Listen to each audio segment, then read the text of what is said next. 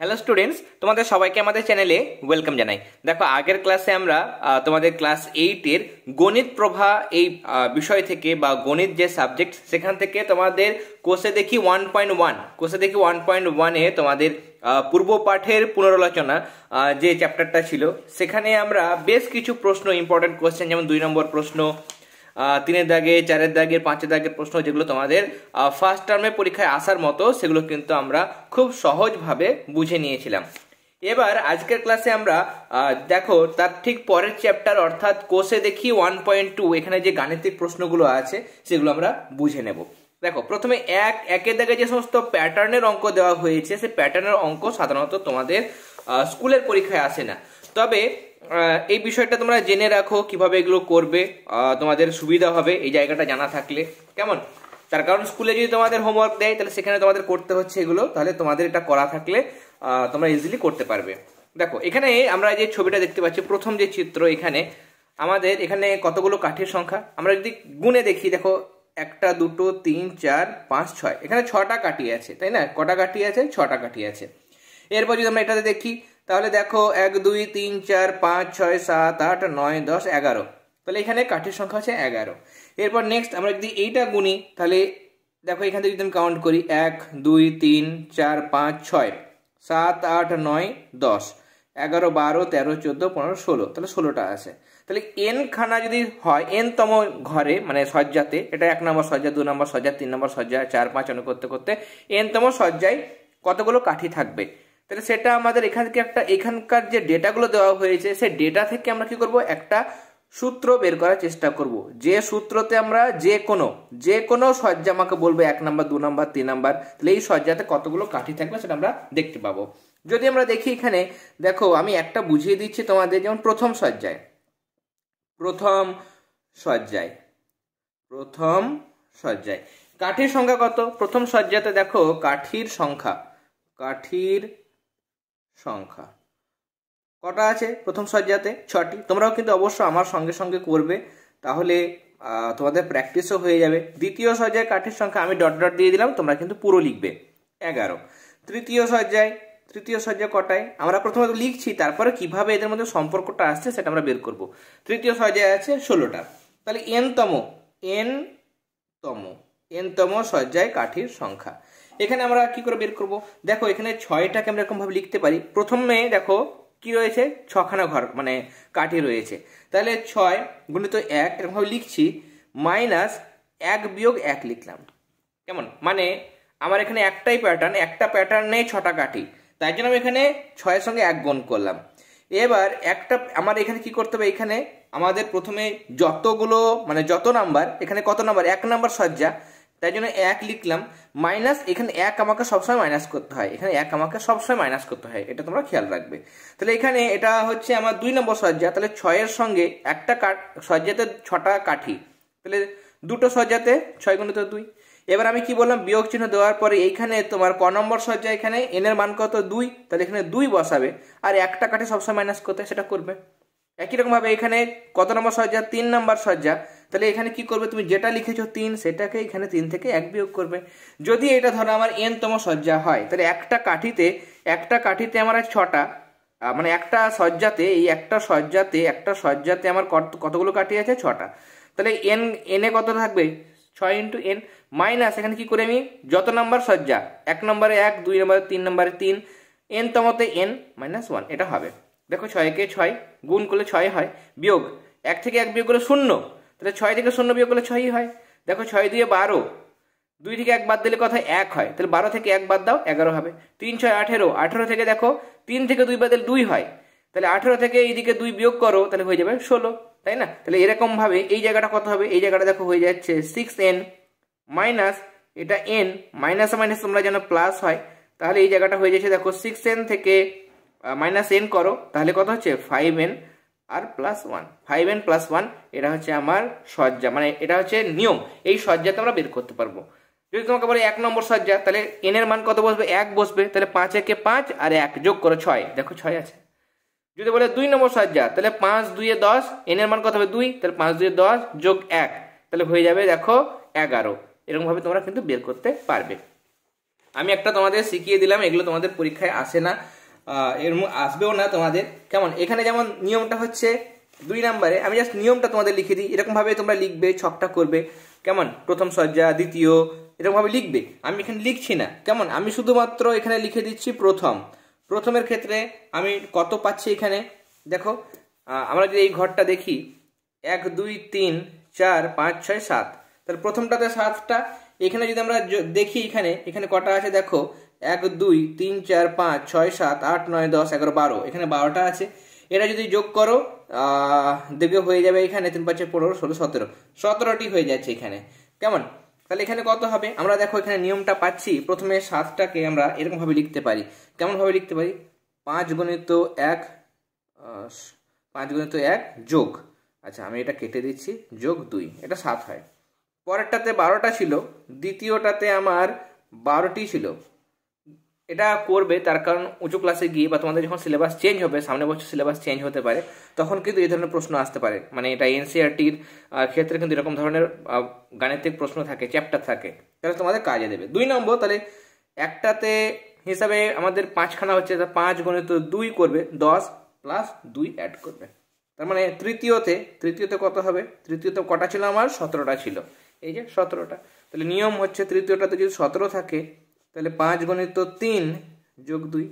যদি বলে এনতম সজ্জায়, তাহলে এনতম সজ্জায় কথা হবে, এই জায়গাটা পরে বার করছি, তাহলে 5-এর সঙ্গে কি হবে, এন গুণ হবে, নিয়ে 2 যোগ, তাহলে 5n প্লাস 2, এটা হচ্ছে আমার নিয়ম। কেমন, আর এখানে লাস্ট যেহেতু সবগুলো করছি এটাও করে দিই। এখানে যদি আমরা দেখি 1 2 3 4 5, এখানে 5টা আছে। এখানে আমরা যদি দেখি 1 2 3 4 5 6 7 8 9, 9টা আছে। এখানে যদি আমরা দেখি 1 2 3 4 5 6 7 8 9 10 11 12 12, আচ্ছা 1 2 3 4 5 6 7 8 9 10 11 12 13, 13টি আছে।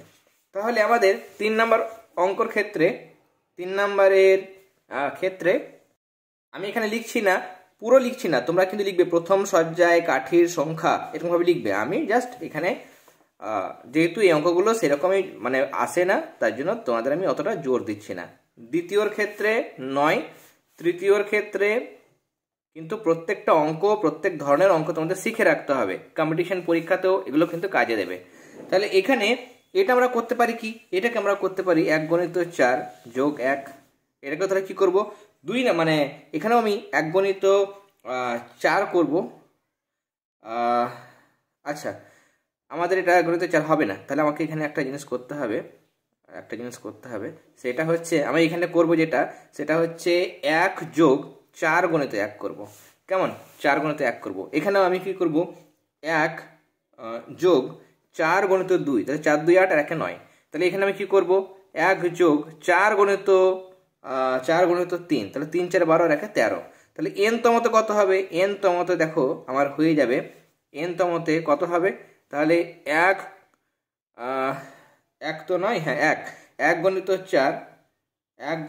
4, সরি আমি বারবার গুণ চিহ্ন দিয়ে দিচ্ছি, এটা যোগ হবে, 1 যোগ 4 গুণ n, তাহলে 4কে 4, 4কে সরি 1 হচ্ছে, এটা 1 আছে, প্লাস 4 এর সঙ্গে n গুণ করো, তাহলে 4n, তাহলে 1 প্লাস 4n, কেমন 1 প্লাস 4n এটা কিন্তু হবে। ওকে, তার মানে আমাকে 1 তো রাখতেই হবে, আর যত নাম্বার সেটা আমাকে বসাতে হবে, তার সঙ্গে 1 মানে 1 নাম্বার হলে 1, 2 নাম্বার হলে 2, এরকম করে গুণ করতে হবে। 1 নম্বরে 4কে 4 আর 1 যোগ করো 5, 2 নম্বরে 4 2 8 আর 1 যোগ করো, তাহলে 9, 3 নম্বরে 3 4 12 আর 1 13, 4 নম্বরে 4 4 16 আর 1 যোগ করে 17, এরকম ভাবে হবে। ঠিক আছে, এরপর আমাদের মূল যে অঙ্কগুলো আছে দেখো, 2 নম্বর থেকে ইম্পর্টেন্ট অঙ্ক শুরু হচ্ছে, সেই অঙ্কগুলো আমরা করব। প্রথমে বলছে একটি সমবাহু ত্রিভুজের প্রতিটি বাহুর দৈর্ঘ্য এত সেমি হলে ত্রিভুজটির পরিসীমা কত। তোমরা আশা করি টেক্সট বুক পেয়ে গেছো, তোমরা নিজেদের যে টেক্সট বুক সেটা বের করো, তাহলে সুবিধা হবে। সমবাহু ত্রিভুজ মানে এইরকম একটা ত্রিভুজ যার প্রত্যেকটা বাহুর দৈর্ঘ্য সমান, মানে এটাও হচ্ছে 4y প্লাস 2 এত সেমি, এটাও 4y প্লাস 2 এত সেমি, এবং এখানে এটাও হচ্ছে 4y প্লাস 2 এত সেমি। সমবাহু মানে যে ত্রিভুজের 3টে বাহুর দৈর্ঘ্য সমান, সেটা হচ্ছে সমবাহু ত্রিভুজ। তাহলে এখানে আমরা প্রথমে তো লিখব যে সমবাহু ত্রিভুজের ত্রিভুজের প্রতিটি বাহুর দৈর্ঘ্য, প্রতিটি বাহুর দৈর্ঘ্য কত হবে সমান 4y + 2 এত সেমি। তাহলে অতএব ত্রিভুজটির পরিসীমা মানে চারদিকের যোগফল, এখানে তিনটে দিক রয়েছে, চারিদিক মানে যতগুলো দিক আছে এখানে তিনটে দিক আছে, তাহলে ত্রিভুজটির পরিসীমা মানে বেড়া দিতে গেলে যেটা লাগে, তাই না, ত্রিভুজটির পরিসীমা। সমবাহু ত্রিভুজের ক্ষেত্রে সূত্র হচ্ছে 3 × বাহু, এটা হচ্ছে সমবাহু ত্রিভুজের পরিসীমার সূত্র। তাহলে 3 × বাহু যদি হয় তাহলে 3 গুণ চিহ্ন দিয়ে আমার এই যে জিনিসটা রয়েছে 4y + 2 এটা গুণ করতে হবে, তাহলে এত সেমি। যদি তোমাদের আনসার এটা থাকে তাহলে এটাই রাখবে, আর যদি গুণ করতে হয় তাহলে অবশ্যই গুণ করে দিতে হবে। 3 × 4 = 12y, তাহলে এটা গুণ করলাম, এটার সঙ্গে 3-এর সঙ্গে এটা গুণ করলাম, তাহলে 3 × 4 = 12y প্লাস আছে এবার 3 × 2 = 6, এটা গুণ করে দেবে, তাহলে এত সেমি এটা হবে ওই ত্রিভুজটার পরিসীমা। কেমন? এরপরে নেক্সট আমাদের 3 নম্বর প্রশ্ন বলছে একটি আয়তক্ষেত্রের দৈর্ঘ্য এত, প্রস্থ এত সেমি হলে আয়তক্ষেত্রের ক্ষেত্রফল কত। তাহলে আমরা এবার 3 নম্বর অঙ্কটা লিখব। 1 মিনিট আমি এটা ঘুরিয়ে নিই, তাহলে তোমাদের দেখতে সুবিধা হবে। আচ্ছা, হ্যাঁ ঠিক আছে, নাও তাহলে 3 নম্বরে আমাদের আয়তক্ষেত্রটির দৈর্ঘ্য কত বলেছে। দৈর্ঘ্য সমান 8x + 3y। বারবার আমি বইটা দেখাচ্ছি না, বারবার বই দেখাবো, তোমাদের কাছে সবার বই আছে তাই না, 2 তারিখ তোমরা সবাই বই পেয়েছো, সেই বইটা পাশে খুলে রাখো তাহলে সুবিধা হবে। আমি এখানে ডেটাগুলো লিখেও দিচ্ছি। প্রস্থ কত, প্রস্থ সমান হচ্ছে 8x - 3y এত সেমি। এবার প্রশ্নে আমাদের এখানে পরিসীমা বলেনি, কি বলেছে, ক্ষেত্রফল, তাহলে ক্ষেত্রফল বার করব। অতএব আয়তক্ষেত্রটির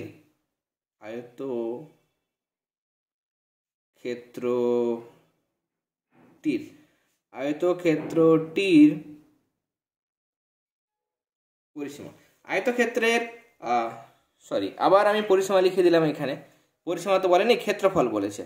তোমরা এক কাজ করবে, ক্ষেত্রফল লিখবে, বারবার তাড়াহুড়ো করতে গিয়ে ভুল হয়ে যাচ্ছে।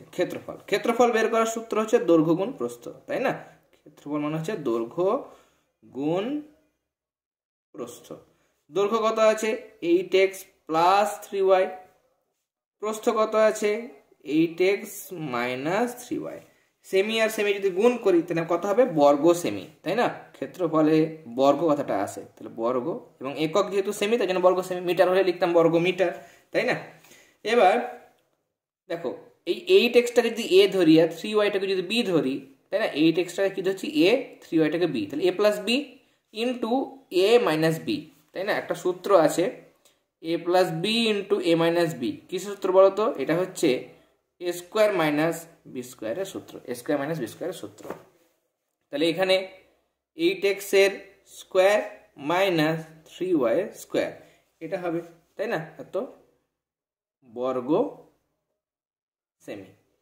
8 স্কোয়ার কত হয়, 8কে 8 দিয়ে গুণ, তাহলে 8 8 কত হয়ে যাবে, 8 8 হয়ে যাবে 64, তাই না। তাহলে 64x এর স্কোয়ার আর 3 3 হয় 9, 9y স্কোয়ার, তাহলে এত বর্গ সেমি, এটা হচ্ছে আনসার, আয়তক্ষেত্রটির ক্ষেত্রফল। তোমরা একটা লিখতে পারো যে অতএব আয়তক্ষেত্রটির ক্ষেত্রফল হবে এত বর্গ সেমি। পরের প্রশ্নে বলছে বর্গক্ষেত্রের একটি বাহুর দৈর্ঘ্য 3m - 4 এত মিটার যদি হয় তাহলে ক্ষেত্রফল কত হবে, m এর মাধ্যমে লিখি। আর m এর মান কত হলে ওই বর্গক্ষেত্রের পরিসীমা 8 মিটার হবে সেটাও বার করতে হবে। তার মানে এখানে আমাদের দুটো প্রশ্ন দিয়েছে, তাই না, দুটো প্রশ্ন আমাদের এখানে সলভ করতে হবে। প্রথমে 4 নম্বরে আমরা লিখব যে আমাদের বলেছে বর্গাকার ক্ষেত্রের, যা ভাষা দেবে সেটা লিখব, বর্গাকার ক্ষেত্রের একটি বাহুর দৈর্ঘ্য, একটি বাহুর দৈর্ঘ্য। তোমরা স্টেপ জাম্প করবে না, প্রত্যেকটা স্টেপ স্পষ্ট করে লিখবে, তার কারণ মাধ্যমিকে যখন উঠবে তোমরা তখন গণিতের ক্ষেত্রে স্টেপ জাম্প করলে সেখানে কিন্তু নাম্বার কাটা যাবে। স্টেপ বাই স্টেপ লিখবে, এমন কিছু আনসাইন্টিফিক এমন লিখবে না যেন সাইন্টিফিক হয়, ঠিক আছে? গণিতের ক্ষেত্রে, বিজ্ঞানের ক্ষেত্রে সেখানেও কিন্তু সাইন্টিফিক আনসার হবে, ভুলভাল আনসার হবে না। স্টেপ জাম্প করবে না, কেমন? স্টেপ বাই স্টেপ, একটা স্টেপের পর একটা স্টেপ এরকমভাবে এগোবে। তাহলে বাহুর দৈর্ঘ্য আমরা পেলাম। এবার অতএব ক্ষেত্রফলটা বার করি আমরা। বর্গাকার ক্ষেত্রের ক্ষেত্রফল চাইলে আমি একবার সূত্রটা লিখতে পারি, বাহুর দৈর্ঘ্য তার বর্গ, তাই না, তার স্কোয়ার। বর্গক্ষেত্রের ক্ষেত্রফলের সূত্র হচ্ছে বাহুর স্কোয়ার। তাহলে বাহু কত ছিল? 3m - 4, তার কি লিখবো আমরা? স্কোয়ার। এবং এটা কত হয়ে যাবে? বর্গ মিটার। এটা আমরা বর্গক্ষেত্রের ক্ষেত্রফল পেলাম।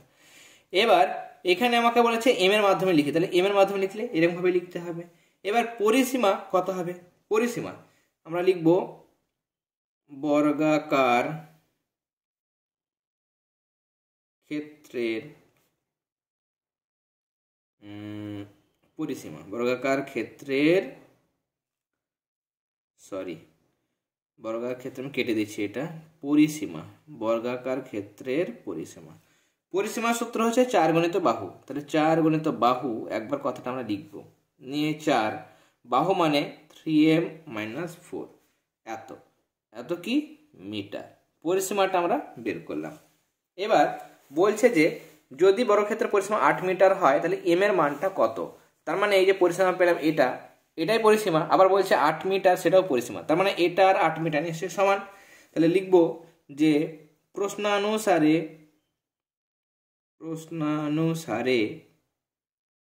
কি, এই যে আমরা পেলাম পরিসীমা বার করলাম, মানে এম এর হিসাবে পরিসীমা বার করলাম 4 × 3m - 4, এই যে পরিসীমা, সেটা বইয়ে বলে দিচ্ছে পরিসীমা হচ্ছে 8 মিটার। তাহলে এটা একটা সমান হবে। বা আমরা চাইলে 3m - 4 রাখলাম, এই 4টে দিকে গুণ আছে, সময়ের জন্য ডান দিকে গেলে ভাগ হবে, উল্টো হয়। গুণ থাকলে ভাগ হয়, ভাগ থাকলে গুণ হয়, যোগ থাকলে বিয়োগ, আর বিয়োগ থাকলে যোগ। 8কে 4 দিয়ে ভাগ করলে কত হবে? 2, তাহলে ডান দিকেটা 2 হয়ে যাচ্ছে। এবার 3m কত হবে? দেখো ডান দিকে 2 ছিল, -4টা এদিকে আনলে +4 হয়ে যাবে, 2 আর 4 যোগ করলে কত হয়? 6। তাহলে বা m কত? 3টে m যদি 6 হয় তাহলে একটা m কত? 6কে 3 দিয়ে ভাগ করলে হয়ে যাচ্ছে 2। তাহলে 2 আমার আনসার পেয়ে যাচ্ছে। তাহলে লিখব অতএব m এর মান, যেমন প্রশ্ন দিয়েছিল m এর মান কত হলে বর্গাকার ক্ষেত্রে পরিসীমা 8 মিটার হবে, তাহলে লিখব m এর মান 2 মিটার হলে ওই বর্গাকার ক্ষেত্রের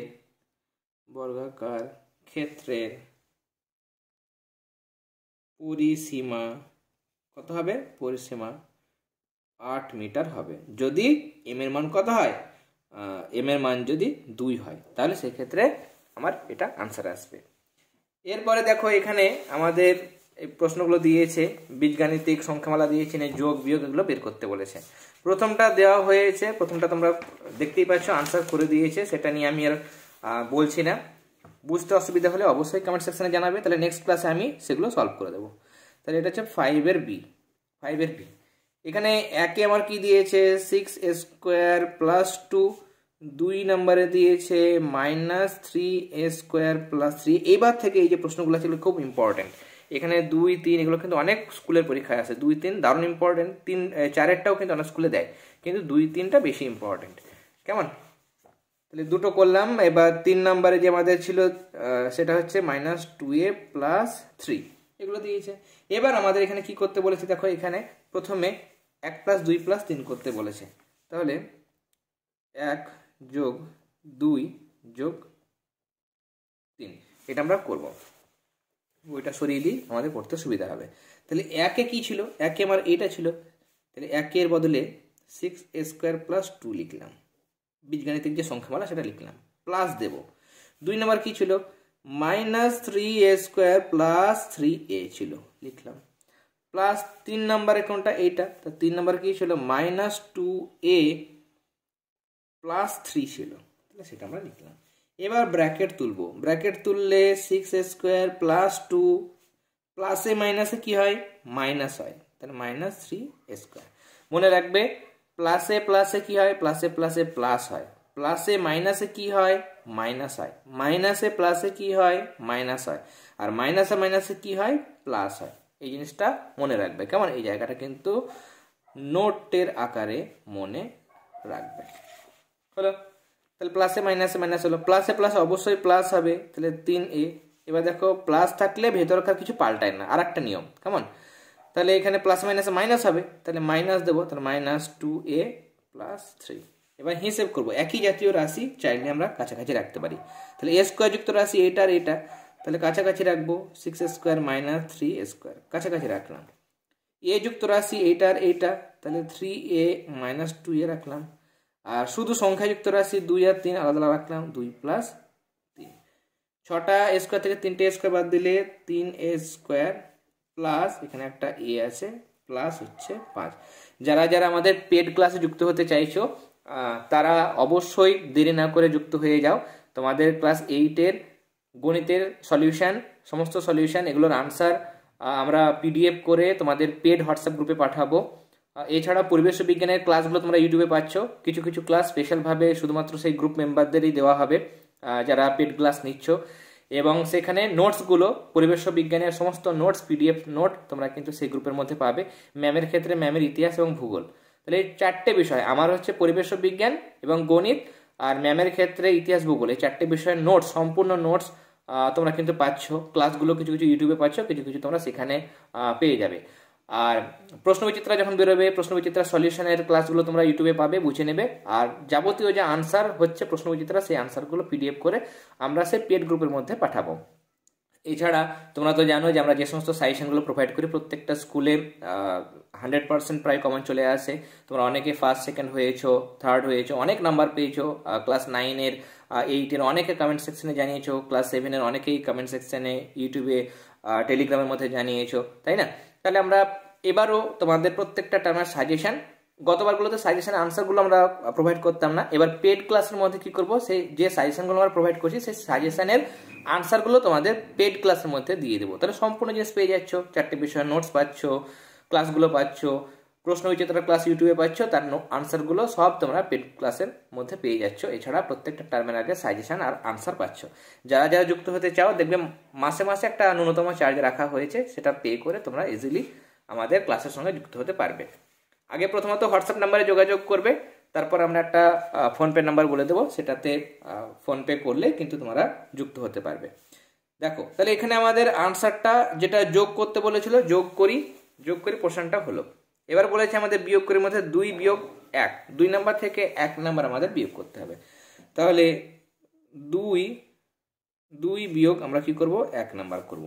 2 নাম্বার মানে কোনটা, এইটা, 2 নাম্বার মানে এইটা, আর 1 নাম্বার মানে এইটা। তাহলে 2 নাম্বারে আমাদের প্রথমে কি ছিল, 2 নাম্বারে ছিল -3a² + 3a, এটা আমার 2 নাম্বারে। বিয়োগ দিয়ে 1 নাম্বার মানে কোনটা, 6a² + 2, এটা লিখলাম। এবার এখানে আমার -3a² আছে +3a।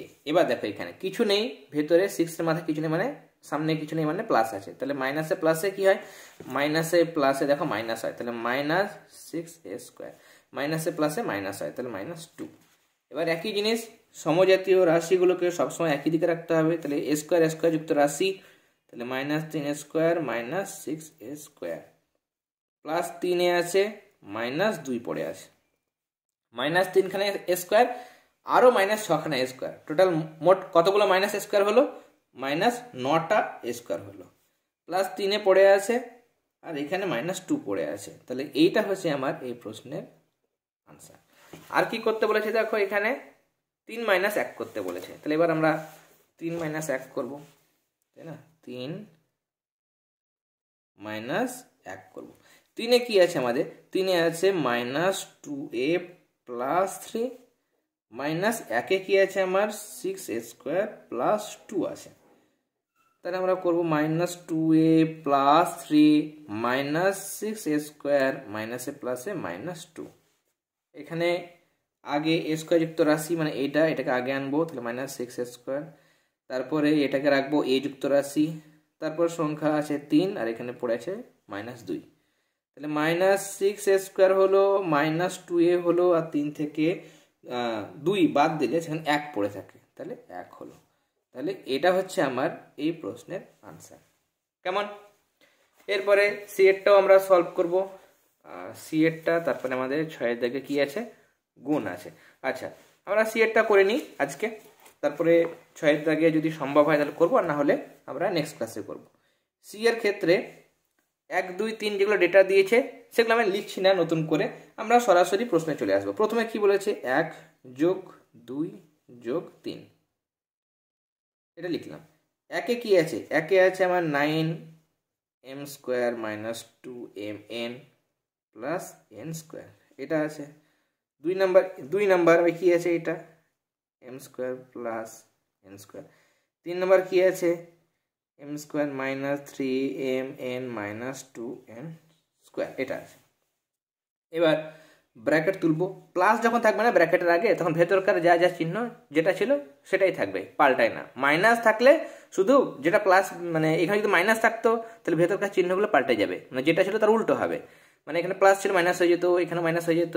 ধরো এখানে মাইনাস থাকতো যদি, তাহলে এটা মাইনাস হতো, এখানে মাইনাস ছিল প্লাস হয়ে যেত, এখানে মাইনাস ছিল প্লাস হয়ে যেত। মানে সামনে মাইনাস থাকলে ভেতরকার চিহ্নগুলো সব উল্টো উল্টো হয়, প্লাস থাকলে মাইনাস হয়, মাইনাস থাকলে প্লাস হয়। কিন্তু ব্র্যাকেটের আগে যদি প্লাস চিহ্ন থাকে তাহলে কোনো কিন্তু পাল্টায় না, ভেতরকার যেমন ছিল সেরকমই থাকে। কেমন? ক্লাসগুলো কেমন লাগছে অবশ্যই কমেন্ট সেকশনে জানাবে। আশা করি তোমাদের ক্লাসগুলো ভালো লাগছে, ক্লাসগুলো তোমরা বুঝতে পারছো।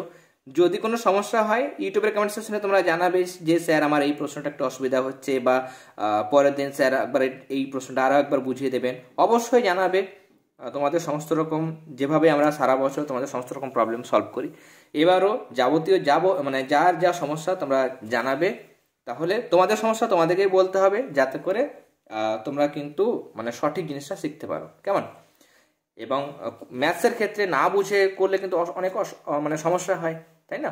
উঁচু ক্লাসে যত যাবে তখন আননোন প্রশ্ন থাকে, অজানা প্রশ্ন করতে হয়, তখন কিন্তু অনেক মানে প্রবলেম ক্রিয়েট হয়। সেটা যাতে না হয় এখন থেকে ভালো করে অঙ্কগুলো শিখে নাও। দেখো 9m² লিখলাম, আর এখানে m² এটা আছে, m² বসাবো, এখানে আরও একটা m² আছে, সেটাও আমরা খুঁজে খুঁজে লিখলাম। m² গুলো বসালাম, এবার আমরা mn খুঁজবো। দেখো -2mn -2mn লিখলাম, এখানে -3mn আছে, সেটাও লিখবো -3mn। আর কি পড়ে আছে, n² গুলো, তাহলে এখানে একটা n² লিখলাম, এখানে একটা n² লিখলাম, এখানে -2n² লিখলাম। আচ্ছা, 9টা m² আরো একটা m², 10টা আরো একটা m², তাহলে 11টা। তাহলে 11টা কি হলো, আমার m² হলো। ঠিক আছে স্যার, -2খানা mn আর এখানেও -3খানা mn, তাহলে মাইনাস কটা mn হলো, -2টো -3টে -5টা mn হলো। ঠিক আছে, রাইট অ্যান্সার। স্যার এখানে একটা n² আর এখানে আর একটা n², দুটো n²। এবার স্যার এখানে -2খানা n², তার দুটো গোটা ছিল প্লাস ছিল, দুটো মাইনাস করে দিলাম, 0 হয়ে গেল। তার মানে স্যার n²টা আমরা লিখতে পাবো না।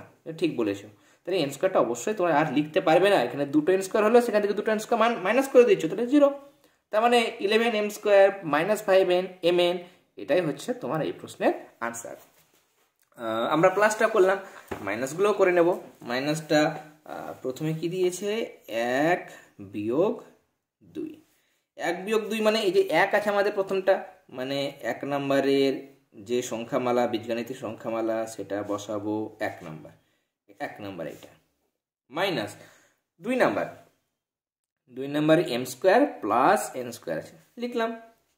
এবার প্রথম দিকে যা আছে লিখবো, এটা আমরা লিখলাম।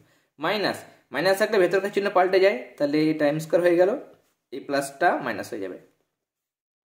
এবার m² সাজাও, m² সাজালে 9m² মাইনাস এখানে m²। আমি ছোট ছোট করে পেন্সিলে বা পেনে, তোমরা পেন্সিলে দাগ দেবে, তাহলে মনে রাখবে, কেমন, নিয়ে মুছে দেবে।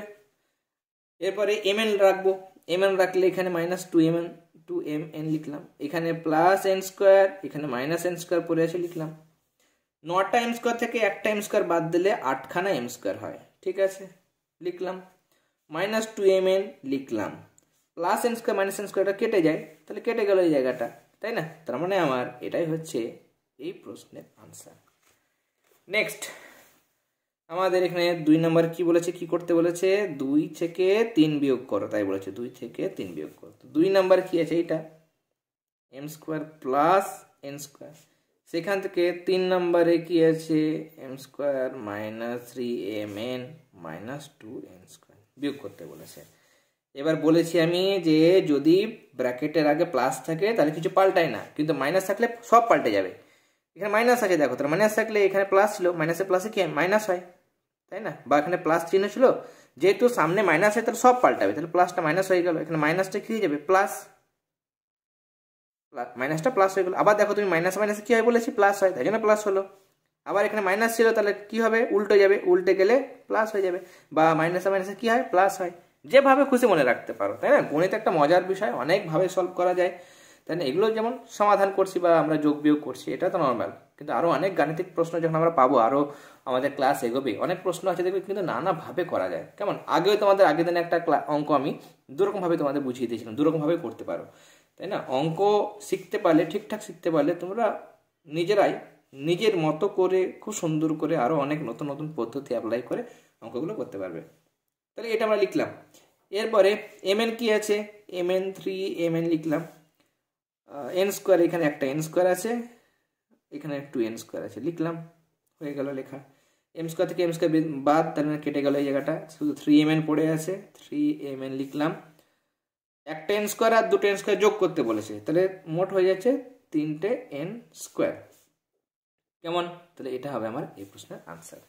তাহলে আজকে আমরা দেখো, আজকে আমাদের ক্লাসে আমরা এতটা পর্যন্ত আলোচনা করলাম, 5 দাগের প্রশ্ন পর্যন্ত আলোচনা করলাম। এরপরে নেক্সট যে জিনিসগুলো আছে, গুণ করি, ভাগ করি, এই জায়গাগুলো একটু ভাইটাল জিনিস, একটু তুলনামূলক টাফ, কিন্তু তোমরা জানো যে আমাদের ক্লাসে কোনো অঙ্কই আমরা টাফ ভাবে নিই না, একদম জলের মতো সহজ করে প্রত্যেকটা গাণিতিক সমস্যা আমরা বোঝাই, যাতে করে সমস্ত ধরনের স্টুডেন্ট, দুর্বল স্টুডেন্ট হোক বা ভালো স্টুডেন্ট, সবাই যেন খুব সহজেই বুঝতে পারো, সেভাবে কিন্তু আমাদের ক্লাসগুলি প্রোভাইড করি। তাহলে আজকে আমরা এখানেই আমাদের ক্লাস শেষ করছি। যারা যারা পেড ক্লাসে যুক্ত হতে চাইছো, হোয়াটসঅ্যাপ নাম্বার যেটা দেওয়া ছিল সেই নাম্বারে তোমরা জানাবে যে হ্যাঁ তোমাদের ক্লাস কি, কোন ক্লাসে পড়ো এবং তোমরা ইচ্ছুক কিনা সেটা জানাবে। তারপরে তোমাদের আমরা একটা ফোনপে নাম্বার দিয়ে দেবো, সেটাতে পে করে মান্থলি একটা মিনিমাম চার্জ রাখা হয়েছে, তোমরা দেখবে সেই চার্জটা কিন্তু তুলনামূলক অনেকটাই কম, তাই না? 4টে বিষয়ে তোমরা এত কিছু পাচ্ছ, নোটস পাচ্ছ, প্রশ্নবিচিত্রার আনসার, তাদের পিডিএফ আনসার পাচ্ছ, সাজেশন আনসার, সব কিছু পাচ্ছ। তাহলে সেক্ষেত্রে মনে হয় যে এটা নেওয়াটা বেটার হবে। যারা যারা আগ্রহী আছে অবশ্যই জানাবে। তাহলে আজকে আমরা এখানে ক্লাসটা শেষ করছি। তোমরা সবাই খুব ভালো থেকো। All the very best.